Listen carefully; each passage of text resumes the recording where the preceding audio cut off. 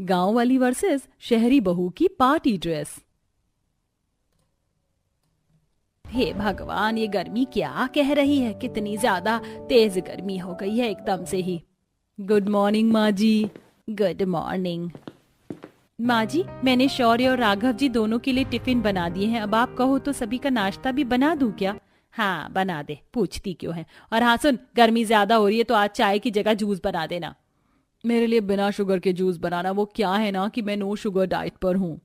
अरे बहू, क्या होती है ये डाइट वाइट? बिल्कुल भी डाइटिंग वगैरह मत करना। तू तो पहले ही कितनी सुंदर है, ऊपर से गर्मी इतनी हो रही है कि बस पूछो नहीं। कोई डाइट वाइट मत करना, नहीं तो तबीयत भी खराब हो सकती है। नहीं माँ जी, नो शुगर डाइट से तबीयत खराब नहीं होगी और दुरुस्त रहेगी। चल तो तेरी मर्जी।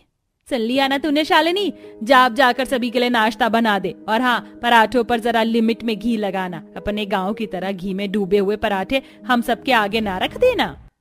गंगा की बात सुनकर शालिनी सभी के लिए नाश्ता बनाने को चली गई। माँ जी को मेरी फिक्र जरा सी भी क्यों नहीं है? बस इसलिए क्योंकि मैं गांव से आई हूँ। गांव से होना क्या कोई गुनाह है?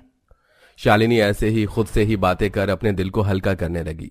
शालिनी गंगा की बड़ी बहू थी, जिसको उसका बेटा गांव से शादी करके लाया था। शालिनी की एक देवरानी भी थी, जो कि शहर से ही आई हुई थी, और इसी वजह से गंगा शालिनी को कम और पूजा को ज्यादा महत्व देती थी। शालिनी भाभी, मेरा नाश्ता आप मेरे कमरे में ही ले आना। वो क्या है ना, मुझे कुछ काम है तो मैं नीचे सबके साथ नाश्ता नहीं कर पाऊंगी। ठीक है। पूजा के बोलने पर शालिनी नाश्ता बनाकर पूजा के कमरे में लेकर जाने लगी। पहले उसने नीचे सबको नाश्ता दिया और फिर वो पूजा के कमरे में पहुंची, जहां पूजा अपनी डिजाइनर ड्रेसेस को निकालकर उन्हें चेक कर रही थी। आ गई आप, यहीं रख दीजिए। भगवान, कितना बड़ा कमरा है, साथ ही एसी भी लगा हुआ है। क्या बात है, मेरा कमरा तो इससे आधा ही है और साथ ही ना कोई एसी है ना ही कूलर। ओ हेलो, कहाँ खो गई? नाश्ता दो और जाओ। हाँ हाँ हाँ, ये लो। शालिनी पूजा का कमरा जब भी देखती थी तो वो ऐसे ही हैरान हो जाती थी, क्योंकि उसके हिस्से में घर का बस एक छोटा सा कमरा ही था। ऐसे ही सिलसिला जारी था। पूजा अपने बड़े कमरे में ऐश से रहती थी, वहीं दूसरी तरफ शालिनी अपने छोटे से कमरे में गुजारा करती थी। शालिनी को सिलाई करने का शौक था। वो अपने खाली वक्त में सिलाई किया करती थी और आज भी वो कुछ सिल ही रही थी। बस ये एक सिलाई और निकल जाए तो मेरा साड़ी का ब्लाउज पूरा हो जाएगा। भगवान, मैंने जैसा फोटो में देखा था मेरा ब्लाउज और साड़ी दोनों मैंने वैसे ही सिल डाले। अब जब मैं इसे पहनूंगी तो मुझे यकीन है कि माँ जी मेरी तारीफ जरूर करेंगी। शालिनी ऐसे ही खुश होने लगी। आखिरी सिलाई करने के बाद उसने अपने हाथों से बनाई हुई अपनी डिजाइनर साड़ी को पहना और आईने में खुद को देखा। अरे वाह, ये तो उस मॉडल से भी ज्यादा मेरे ऊपर सुंदर लग रही है। माँ जी को दिखाकर आती हूँ। शालिनी खुशी खुशी अपनी ड्रेस को दिखाने के लिए कमरे से निकल आई कि तभी अपने कमरे से नई ड्रेस पहने पूजा भी निकली। अरे शालिनी, मैं कह रही थी कि आज इसने सस्ते से कपड़े में से ये इतनी सुंदर साड़ी बना ली। क्या बात है? माँ जी देखिए, यही वो ड्रेस है जो मैंने ऑनलाइन मंगवाई थी। बताइए कैसी लग रही है? बहुत सुंदर है बहू, इसका कपड़ा भी बिल्कुल मक्खन की तरह मुलायम है। सच में बहुत ही प्यारी है। वो तो है, इसका कपड़ा बहुत ज्यादा कंफर्टेबल है। माँ जी, मेरी साड़ी कैसी लग रही है? तेरी साड़ी ठीक ठाक है, ऐसे क्यों पूछ रही है? गंगा को शालिनी की साड़ी भी पसंद आई थी, लेकिन उसने उसकी तारीफ नहीं की। लेकिन शालिनी ने इस सब पर भी अपना दिल छोटा नहीं किया। ऐसे ही आज के दिन गंगा की दोनों बहुएं उसके साथ बाजार आई हुई थी, जहां माँ जी देखो ना, कितना सुंदर सुंदर कपड़ा बिक रहा है। चलिए यही खरीद लेते हैं। गर्मी भी है तो इसमें से डेली के 2-4 ठंडे ठंडे से सूट बन जाएंगे। मैं आपके लिए बना दूंगी। तो उसे लेगी? कपड़ा पैसे का आता है, बिगाड़ मत देना। मेरे ऊपर यकीन रखिए माँ जी, मैं आपका कपड़ा खराब नहीं करूंगी। शालिनी ने ऐसे बोलकर बात को खत्म कर दिया। तीनों सास बहू कच्चे कपड़े की दुकान में चली गई, जहां वाह, कितने अच्छे अच्छे प्रिंट हैं। इस वाले में से तो अनारकली अच्छी लगेगी और ये वाला मैं माँ जी का सूट बनाने को ले लेती हूँ। पूजा बहू, तू भी अपने लिए कुछ ले ले। सस्ते सस्ते से कपड़े हैं, गर्मी के सूट बना लेना। माँ जी आप तो जानती है कि मुझे ऐसे सस्ते सस्ते कपड़े खरीदना जरा भी पसंद नहीं है, और ऊपर से ये मेरी क्लास से भी मैच नहीं करता। मैं तो किसी अच्छे शोरूम या फिर ऑनलाइन ही कोई अच्छी सी ड्रेस देखकर खरीदूंगी। पूजा की बात सुनकर गंगा बस चुप सी रह गई। 300 से 400 तक के कपड़े खरीदने के बाद गंगा शालिनी को कपड़े की दुकान से ले आई, जिसके बाद वो तीनों एक शोरूम में गईं। एक्सीलेंट, ये है ना मेरे टेस्ट की ड्रेस। माँ जी मुझे ये ड्रेस चाहिए। कितने की है?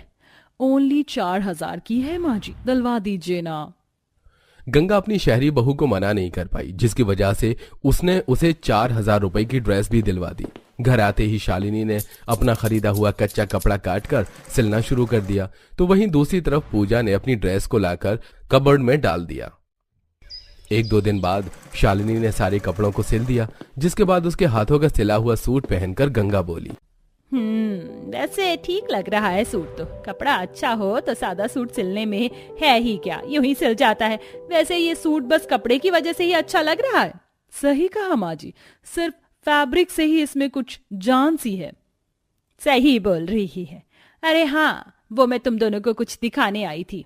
ये कार्ड हमारे मोहल्ले के सबसे अमीर सिंघानिया परिवार से आया है। बहुओं, वो लोग एक बहुत बड़ी पार्टी अरेंज कर रहे हैं, जिसमें तुम जानती हो बहुत अमीर अमीर लोग भी आने वाले हैं। मेरा तो कार्ड देखते ही मन बन गया था कि भाई मैं तो अपनी बहू को लेकर जाऊंगी। तुम दोनों तैयारी कर लेना, 2 दिन बाद चलेंगे। और हाँ, कपड़े वगैरह जितने ज्यादा अच्छे हो सके उतने अच्छे पहनना।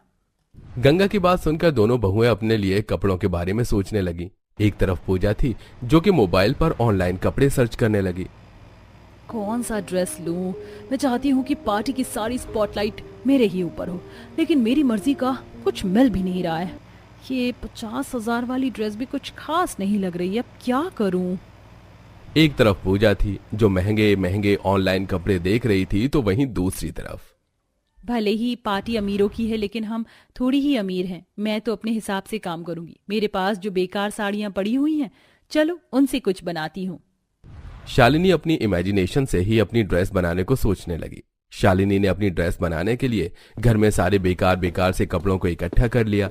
उसने अपनी सभी साड़ियां भी निकाल ली और अब इनमें से मैं एक फूला हुआ गाउन बनाऊंगी, जिस पर मैं अपने बगीचे के फूलों से सजावट करूंगी। लेकिन सारा सामान घर में नहीं है, मुझे थोड़ी सी नेट और थोड़े से मोती चाहिए। शालिनी ने हिसाब लगाकर कम से कम खर्चे में अपनी ड्रेस को बनाना चाहा। उसने बाहर से बस थोड़ी सी नेट और थोड़ी मोती वगैरह खरीद लिए, जिसके बाद साड़ियों वगैरह को मिलाकर वो अपने घर में ही अपना गाउन सिलने लगी। बहुओं, पार्टी कल ही है, तुमने अपने पहनने को ड्रेसेस पसंद कर तो ली है ना? यस माँ जी, मुझे एक 70,000 की ड्रेस पसंद आई है, जो मैंने राघव जी से पूछकर बुक कर दी है। वो बॉडीकॉन ड्रेस है जो मेरे ऊपर बहुत सुंदर लगेगी। अच्छा, और तू बता, तूने क्या सोचा है पार्टी में पहनने को? माँ जी, मैं तो घर में ही ड्रेस बना रही हूँ। वो बहुत ही बड़े और ऊंचे लोगों की पार्टी है। ड्रेस ऐसी बनाना जो मेरी नजरें शर्म से ना झुके, समझ आया? कभी पता चले अपने सिलने के चक्कर में मेरी बेइज्जती करवा दे। माँ जी चिंता मत कीजिए, ड्रेस अच्छा ही बनेगा। शालिनी को अपने ऊपर भरोसा था। वो कामों से निपट कर अपनी ड्रेस पर काम करती थी और वो वक्त भी आ गया जब पार्टी में सभी को जाना था। पूजा ने अपनी 70,000 की ड्रेस पहनी, वहीं शालिनी ने अपने घर में बनाई हुई ड्रेस पहनी, जिस पर उसने असली फूलों और पत्तियों से सजावट भी की थी। और दोनों ही अपने अपने कमरों से निकल आईं, जहां ये ड्रेस तूने खुद बनाई है? भगवान, कोई जवाब ही नहीं है इसका तो। कितनी सुंदर लग रही है। आपको अच्छी लगी माँ जी? चलिए अब पार्टी में चलते हैं। शालिनी की ड्रेस देखकर पूजा भी हैरान रह गई, तो वहीं गंगा काफी खुश थी। ऐसे ही पार्टी के जाते ही सभी की नजरें बस शालिनी की ड्रेस पर ही जम गई। अरे वाह, कितनी अच्छी ड्रेस है। कौन है ये ड्रेस तो लाखों रुपए की आई होगी। सभी लोग गांव के शालिनी की ड्रेस देखकर उसके दीवाने हो गए थे। बस फिर क्या था, आज के दिन अपनी कला से शालिनी ने लोगों के साथ अपनी सास का भी दिल जीत लिया। अब शालिनी के पास ऑर्डर पर कपड़े बनने को आते थे और गंगा भी शालिनी को पूरा सपोर्ट देती थी।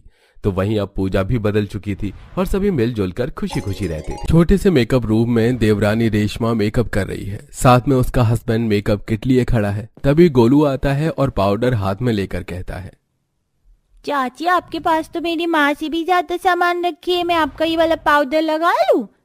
इसे लगाने से मैं भी गोरा हो जाऊंगा। चुपचाप से मेरा सामान यहाँ रखो और भागो यहाँ से।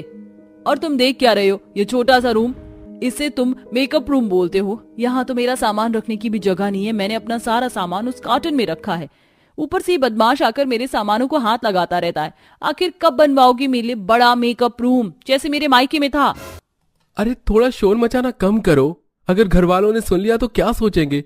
भाभी भी तो पिछले 10 सालों में इसी अपने छोटे से मेकअप रूम में एडजस्टमेंट कर रही है ना। उस गरीब की किस्मत अच्छी है कि ससुराल में उसे ये छोटा ही सही पर मेकअप रूम तो मिला, वरना मायके में तो उसके पास वो भी नहीं था और ये अब मुझे दे दिया। पर मैं गरीब नहीं हूँ, आई बात समझ में? और तू अभी तक भागा नहीं यहाँ से? नाराज रेशमा बेचारे गोलू को एक थप्पड़ लगाकर अपने मेकअप रूम से बाहर कर देती है। ये देख पूरा परिवार जमा हो जाता है। रेशमा, ये क्या बदतमीजी है? तुम्हारी हिम्मत कैसे हुई मेरे बेटे को मारने की? आपके बेटे ने मेरी नाक में दम कर दिया है। एक तो मेरा इतना छोटा सा मेकअप रूम है, उसमें मेरा दम घुटता है और ये आकर मुझे और परेशान करता है। अब मैं उस छोटे से मेकअप रूम में और तैयार नहीं हो सकती, मुझे वो गेस्ट रूम चाहिए। उसे मेकअप रूम बनाओ मेरा, नहीं तो मैं मायके चली। माँ, रेशमा सही कह रही है, इतना छोटा सा मेकअप रूम है, उसे स्टोर रूम बना दो। घर में हो रहे रोज कलेश की वजह से शांति गेस्ट रूम को मेकअप रूम में बदलने का फैसला लेती है। भैया, यहाँ पर मेरा बड़ा सा शीशा लगेगा और लाइट भी बड़ी होनी चाहिए सारी, और हाँ, यहाँ पर कुछ ड्रॉर बना दो और ये कबर्ड होना चाहिए और इसमें लॉक वाला सिस्टम भी रखना। रेशमा, तुम तो बहुत अच्छे से इस मेकअप रूम को तैयार करवा रही हो और तुम्हारा ये मेकअप रूम तो बहुत ज्यादा बड़ा है। यहाँ तो हम दोनों का सामान आ जाएगा। एक बार ये मेकअप रूम बन जाने दो, फिर हम दोनों देवरानी जेठानी से आराम से यूज करेंगे। क्या कहा आपने? दोनों देवरानी जेठानी? आपने अपनी शक्ल देखी? आप जैसे गरीब कभी भला इतने बड़े मेकअप रूम में नहीं रह सकते। मेकअप रूम तैयार होने से पहले ही कविता रेशमा को अपने मेकअप रूम में आने से मना कर देती है और ये बात रेशमा को बहुत बुरी लगती है, जिसके बाद वो उसी अपने छोटे से मेकअप रूम में जाती है जो रेशमा को दिया गया था। रेशमा को तो मेकअप की ABCD भी नहीं आती और उसके लिए इतना बड़ा मेकअप रूम। और यहाँ मैं 10 सालों से माँ जी से सिर्फ अपने मेकअप रूम में कुछ ड्रॉर बनवाने के लिए कह रही हूँ, पर माँ जी ने मेरी एक नहीं सुनी और ये देवरानी के आते ही इसे दे दिया। और जब उसके लिए बड़ा मेकअप रूम बन रहा है तो मुझे ये दोबारा दे दिया, पर ये बहुत छोटा है। इस वजह से मुझे आज अपना आधे से ज्यादा मेकअप का सामान, मशीन अपने कमरे में और नंद जी के कमरे में रखना पड़ा है। कविता अपना छोटा सा शीशा, कुछ ड्रॉर और नॉर्मल चेयर देखकर परेशान होती है। कुछ ही दिनों में रेशमा का मेकअप रूम बनकर तैयार हो जाता है और अब वो तैयार होने के लिए अपने मेकअप रूम से बाहर से मेकअप आर्टिस्ट को बुलाकर तैयार होती है। ऐसे ही एक दिन, अरे आ गई आप? कब से मैं आपके आने का इंतजार कर रही थी। आइए, बहुत बड़ा मेकअप रूम है मेरा, आज मेरा फेशियल और नेल एक्सटेंशन कर दीजिए। रेशमा, ये काम तो मुझे भी आता है, क्यों फिजूल के पैसे खर्च कर रही हो? माना कि तुम अमीर हो और कुछ पैसे बचाना भी तो सीखो। रहने दीजिए जेठानी जी, बहुत अच्छे से जानती हूँ मैं आपको। आप मेरे बड़े से मेकअप रूम में आने का बस मौका ढूंढती हैं। रेशमा की ऐसी बातें सुनकर कविता अपने कमरे में जाती है जहां पूजा आती है और अपनी भाभी से बोलती है। भाभी, जब से रेशमा भाभी का बड़ा मेकअप रूम बना है वो तो अपने मेकअप रूम में ही बैठी रहती है। मुझे फेशियल करवाना था, आप मेरा फेशियल कर दो ना, पिछली बार की तरह मत करना। पूजा, एक बार मेरा मेकअप रूम देखा है? ये कितना छोटा है, सही से 2 इंसान खड़े भी नहीं हो पाते और शीशा भी इतना छोटा है, लाइट भी नहीं लगी। ऊपर से फेशियल करने के लिए जब मैं चेयर घुमाती हूँ तो मुझे चोट लग जाती है। एक काम करो, मैं तुम्हारे कमरे में ही तुम्हारा फेशियल कर देती हूँ, यहाँ से ज्यादा रोशनी तो तुम्हारे कमरे में है। अब कविता अपनी नंद को फेशियल उसके कमरे में जाकर करती है। इसी तरह कुछ दिन बीत जाते हैं और एक दिन शांति के कुछ मेहमान आते हैं और घर में कमरा न होने की वजह से शांति रेशमा से कहती है, बहू, तेरे कहने पर मैंने गेस्ट रूम को तेरा बड़ा मेकअप रूम बना दिया। अब तू बता, मैं अपने मेहमानों को कहाँ रखूं? माफ करना माँ जी, उस वक्त मैंने कहा होगा, पर आप खुद सोचिए ना, अगर मैं अपना कमरा आपके मेहमानों को दे दूंगी तो क्या मैं अपने मेकअप रूम में सोने के लिए जाऊंगी? तो भाभी, आपका मेकअप रूम बहुत बड़ा है, हम वहीं 2 गद्दे लगवा देते हैं।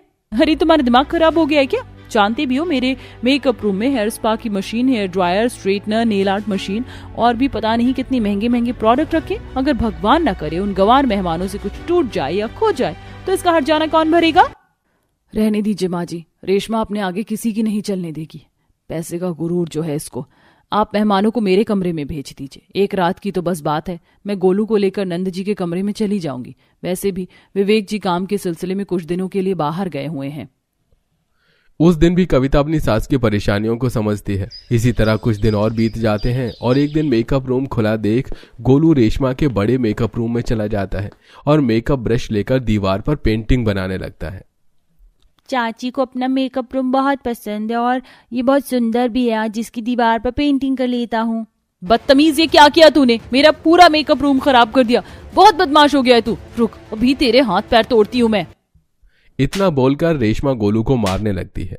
जहां कविता अपने छोटे से मेकअप रूम में किसी लड़की की आईब्रो बना रही होती है तो अपने बेटे की रोने की आवाज सुनकर वो रेशमा के मेकअप रूम में जाती है और उसके मेकअप रूम की दीवारें देखकर हैरान रह जाती है।